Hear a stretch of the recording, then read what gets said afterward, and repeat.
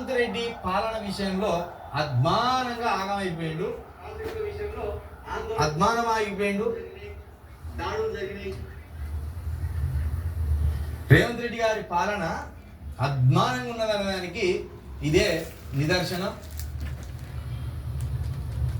మరొక్కసారి చెప్తున్నాం, తెలంగాణ ప్రజలారా, ప్రాంతీయ పార్టీలు, ముఖ్యంగా ప్రాంతీయ పార్టీలు, ఒకవైపు ప్రాంతీయవాదం, మరొక వైపు బహుజనవాదం, ఈ రెండు వాదాలనే తెలంగాణ రాష్ట్రంలో బతికించుకోండి. జాతీయవాదం అనేది తెలంగాణ రాష్ట్రానికి అవసరం లేనిది, తెలంగాణ ప్రజలకు అవసరం లేనిది.